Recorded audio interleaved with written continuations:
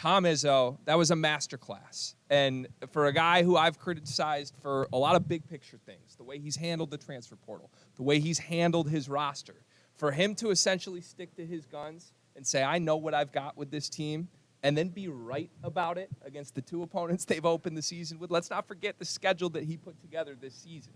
I mean, this is a gauntlet. I was wildly impressed, and it seems like it could be a different guy every single night for this team. Is that what you're picking up on? 100%. It could be a different person every single night. Listen, Sissoko, we got to give him the credit that he deserves. I mean, my goodness, he had that steal on Sheway in overtime, and the timing on it was perfect. He was so aggressive getting to it. I was wildly impressed by his performance on really both sides of the floor, but he's playing with so much confidence right now, and that's something I think is really refreshing for this Michigan State team. But you had multiple players step up that I think could night in and night out be double-figure scores, which we were talking about earlier. Who's the guy on Michigan State? We were like, we don't know who the guy is, and that could be a good thing because who's going to step on any given night? We don't know. And you had, 4 players scoring double figures for Michigan State tonight? It says something. Look, they proved me wrong. I'll tell you that. I didn't see that coming for them. I don't know if you guys saw. I did not see that kind of performance coming for them. I know somebody that bet on them RC, tonight. I just know somebody bet on them tonight. I know somebody bet on them tonight. No, again, it's just a culture thing. This is just a this is an Izzo team. I mean, the only question mark that I had about this team and what I continue to have, and Megan, we talked about this, was they got to take care of the basketball from their lead guard spots. And Hoggard tonight, I mean, they're going to be in the drove me crazy. I looked over you and said, hey, AJ Hoggard is driving me nuts. What's he doing? I'm a fan of this team and of his. And I love the ability that you can have with both of those guards playing. And that's why they're going to control tempo. I don't care who they playing because of those two guards. But he has got to take care of the basketball. We talked about this in the preview. He had 5 turnovers tonight and nearly had another one. He got lucky with a 6th one he should have had in the second overtime. And that concerns me. Again, those two guards had a total of, I think, 8 turnovers tonight, 9 turnovers. Yeah. And that, when you're going to be in these one-possession games, these overtime games, if he can just get it down to 2, they can just have 4 total, then they're a tough team to beat. And I know he had 9 assists tonight, which is fantastic, but so many times on ball reversals, he was hesitating. Yeah. And it slowed the offense down completely, and it forced them into making mistakes. So for me, I just want him to be a little more confident throughout the entirety of the game. You can't slow down and hesitate on those types of situations. Yeah, and that's an issue that's plagued him his entire career at Michigan State to this point. But he strikes me as a guy, the more I watch him, he can make the hardest plays look so easy, but then he can make the easiest plays look so hard sometimes. And that's the just frustrating thing because you know there's so much potential there. I think when people ask the question, when people like us say who is Michigan State's best player, Michigan State fans, and I think even players and coaches want the answer to be A.J. Hoggard. But even at the end of games right now, he's finding himself on the bench, both in the Gonzaga game and the Kentucky game. I think you need to have him on the bench at the end because I think there's too much inconsistency there. But you are 100% right. He had two assists out of pick and rolls in the first half where he was coming off one-handed, like, bullet passes to the other side of the court, fouled shooters in the opposite court. I was like, make that face, right? That was it was elite. He had a segment where it was elite point guard play. Yes. Where you're like, if I had to draw up and say what I want my point guard to do, he was coming off.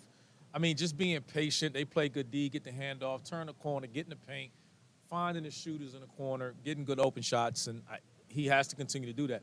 The problem is his turnovers. They're just bad. They're just careless. They're unforced. It's not like he's getting trapped and they get a deflection. He's having really bad turnovers, and they're correctable. That's the scary thing about it, is that they're correctable. If he fixed those, he had 3 or 4 of his 5 turnovers a day that were just like, come on, AJ, you're better than that. If he does that, this team's dangerous. They can play with anybody because those two guards are going to control pace. And here's the other thing I love about them is they very much understand. A lot of those other guys understand what their job is, right? Right. Like Mady Sissoko knows his role. I think they all do. And he's really good at his role. Joey Hauser knows his role.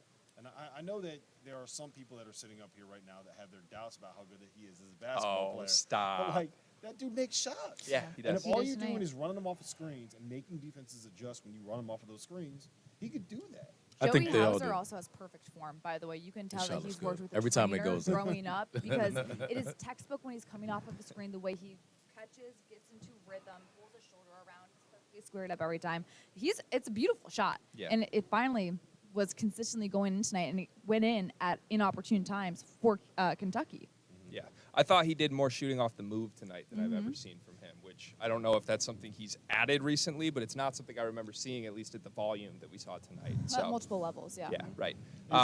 Real quick before we go to Kentucky, Mady Sissoko. Mady? Madi. Madi. Mady Madi. Sissoko. Where does he rank for you guys for like most improved players right now? Because I don't know if there are 10 players in college basketball that I've seen where I can sit here and say he made a bigger leap than what Mady Sissoko has made in the offseason.